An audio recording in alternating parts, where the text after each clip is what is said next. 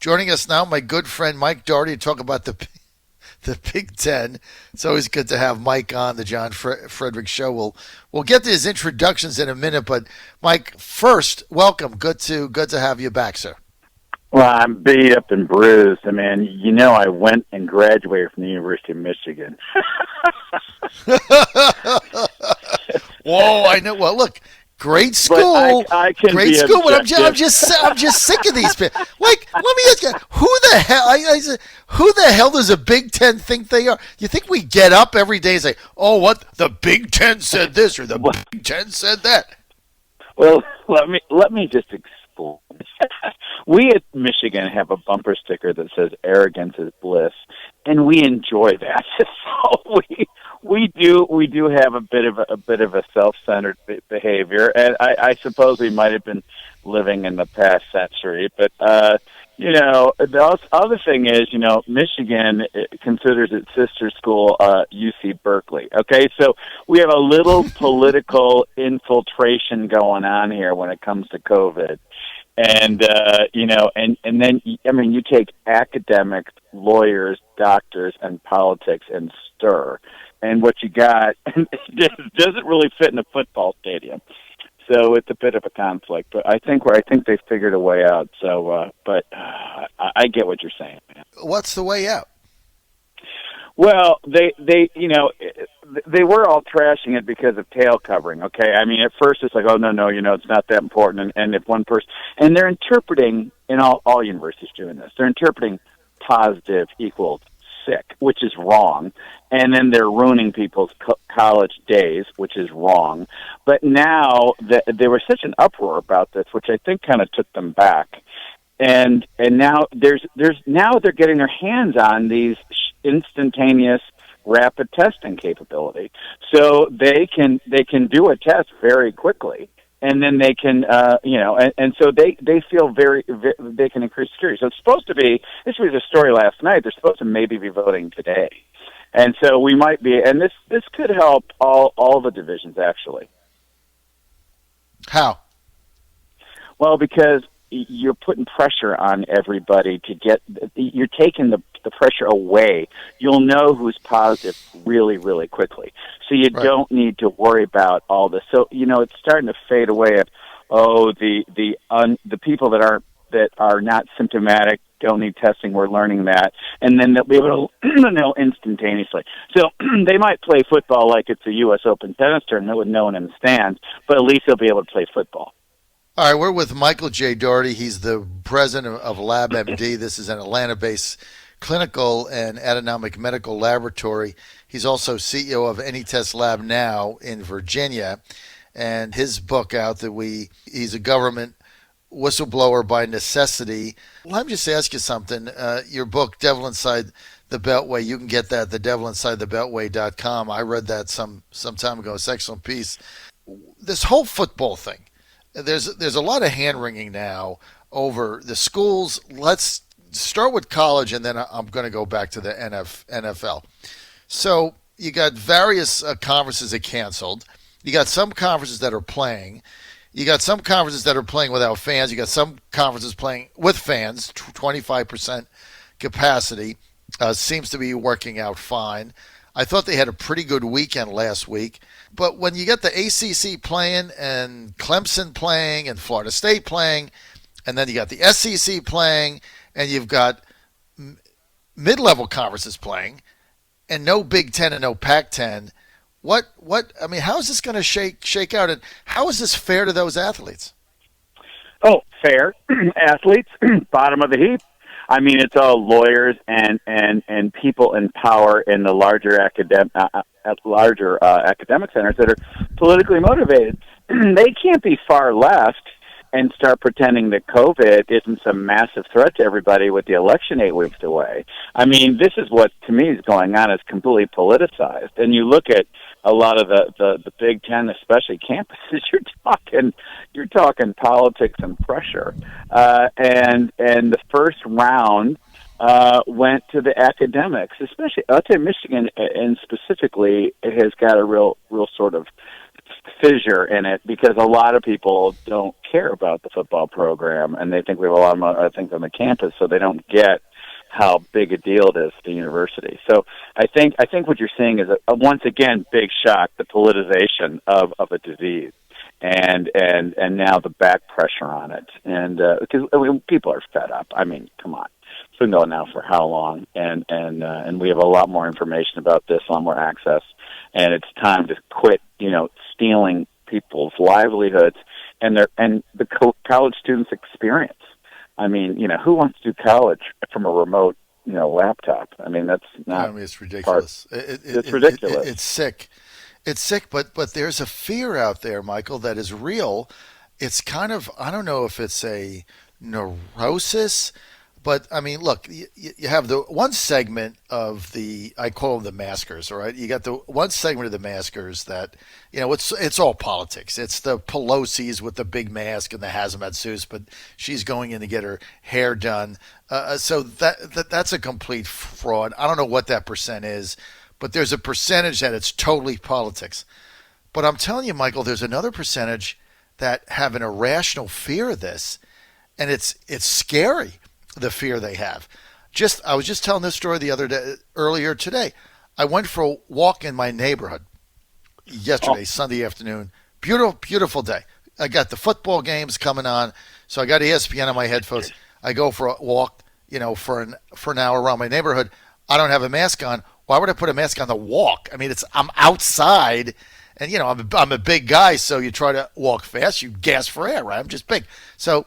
I have no mask on, and I've got my headphones on. I'm not paying attention. A lady, neighbor of mine, walking her dog, comes by, and she's got on like the biggest mask I've ever seen. It's one of those ND masks with the ventilators in it and the things that come out of it and airflows and oxygen tank. I don't know what she's got. It's a huge mask on. I guess she's walking her dog towards me. I don't have a mask. I'm not really paying attention, and she's coming up to me, and I guess she expected me to like go into the street. I'm just walking by her. It's a big sidewalk. She freaks. I mean, she runs. She screams through a mask, runs across the street. She's screaming at me. I don't have a mask on. I'm 62. She's maybe 40 years old, and she's just having this like she's gonna die. And I'm looking at her, saying to myself, "What is wrong with you?" I just kept going. But, you find that. What percentage is that, and what's driving that? Because it's nuts. It's politics, and I'm sorry, but look, there's nothing crazier than a liberal, okay? When you have a far-left liberal, they will hold on to their political point of view, and when you prove them wrong, they'll have a psychotic break, because their entire life worldview is tied up in it. And there's a certain amount of people that have to believe this is true, that will not believe that where they're getting the information is politicized and that they're just a pawn. They think they're so brilliant, and now they're off into an extreme. And, it's sick because you know what? They also will be disappointed when there's not so much death and destruction. It's awful. And, but what they say, there's an ass for every seat. And, we got one right there. But, I mean, that happened to me in Chevy Chase. I went out for dinner 2 weeks ago. I was in Chevy Chase, Maryland, and I'm walking down, and the lady goes, "Nice mask." And the other lady's walking her dog, and she walks in the middle of the street to avoid me. And I was like, and I said, well, I deal with science. But, it's crazy. it is. Those people are terrifying because they inflict their views on others like they're right. That's what's scary, is the aggressiveness and how you put facts in front of them, and that just rolls off their back like water off a duck's back. No, Mike Dougherty, you're spot on. And I've changed my position in the last 2 weeks on this because at first I didn't wear a mask, and then I just wore it all the time, except when I was out walking or something, because you know what? If somebody's offended, I don't wear a mask, whatever. I'll just put it on. It takes a second. So I did that for months. Then I got the science and data from the CDC that said if you don't have an underlying morbidity and you're not 90, 9,200 people have died. 9,200 out of 350 million. So that means to me if you're perfectly healthy, your chances of dying are 28 million, which is under the common flu.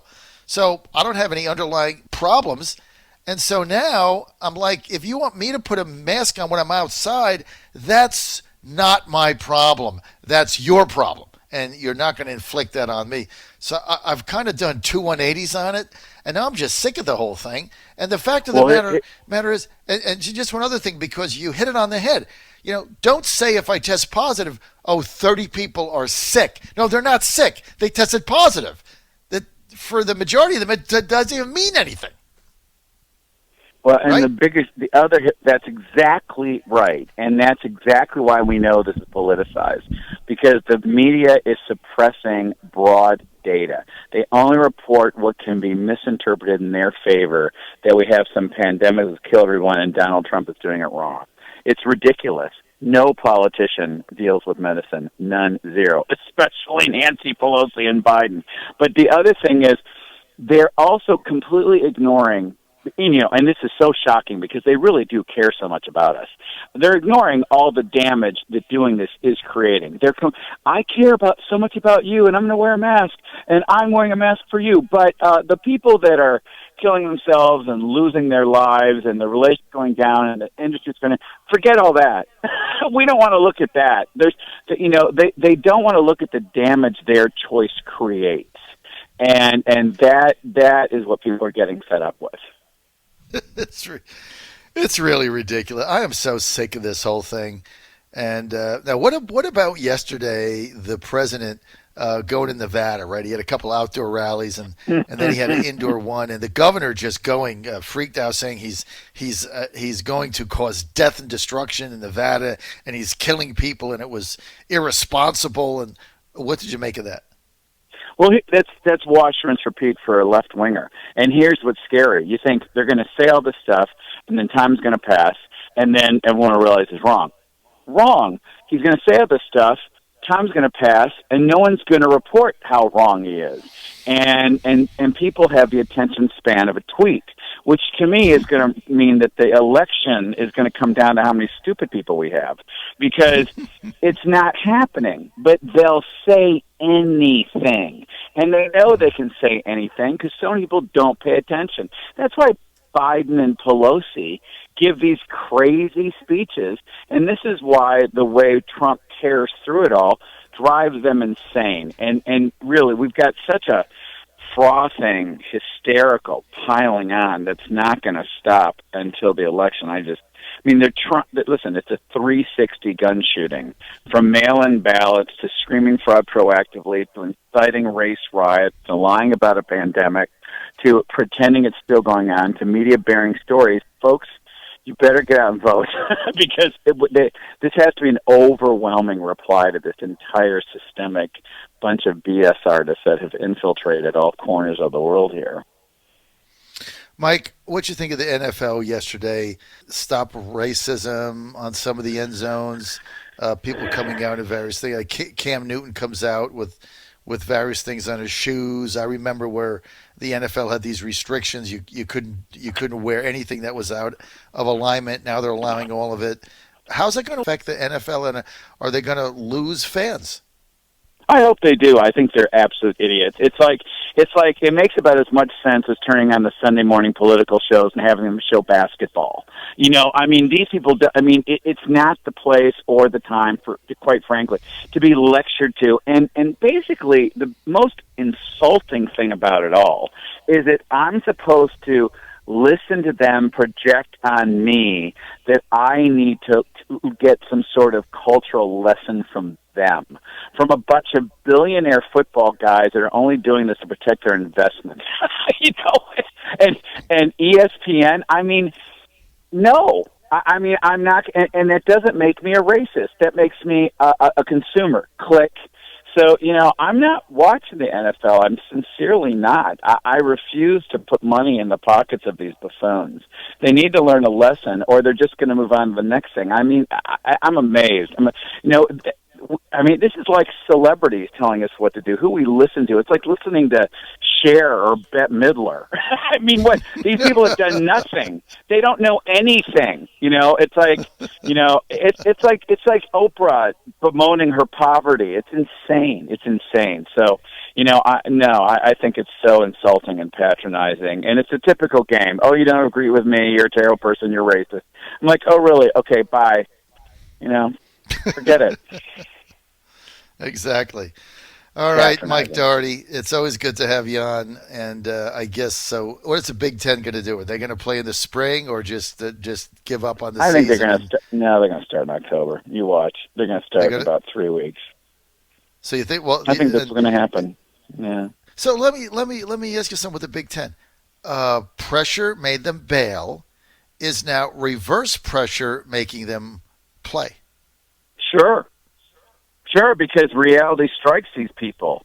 Most people hide until a tree falls down on them, right? Most people that are getting, and I think all the parents, all the students, all the people that have their potential athletic careers there, all the money put in, all the alumni associations. I mean, look, college football is a big deal and it's a big business. It also has a big impact on these kids' lives, and you don't get your childhood back like that. You don't get your college time back. So I think reality struck, and then once people understood, hey, guess what? We don't have 2 million dead and it's not severe, and positive doesn't mean you're sick. Play ball. That's it. That's right. John Fredericks Radio Network, Mike Dougherty, thanks for being with us. Always good to have you on. Always a lot of fun, Mike. Take care.